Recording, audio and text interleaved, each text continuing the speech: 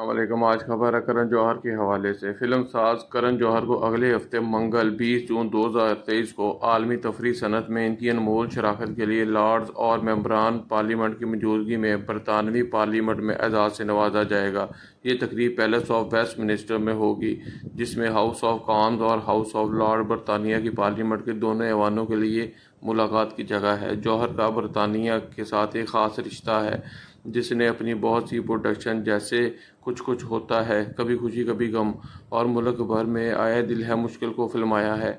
2012 में वो खुसूसी मुहिम के लिए बरतानिया के दौरे के लिए एक खैर सगाली सफ़ीर के तौर पर मुकर्रर हुए थे, ताकि लोगों को मुल्क का दौरा करने और इनकी तलाशी के लिए मदऊ किया जा सके। इनके ब्लॉकबस्टर फिल्में कभी खुशी कभी गम और मेरा नाम है खान अपनी थिएटर की रिलीज़ के बाद बरतानिया बॉक्स ऑफिस में सबसे ज़्यादा अबूर करने वाली हिंदुस्तानी फिल्में बन गईं, जिसने नए रिकॉर्ड कायम किए।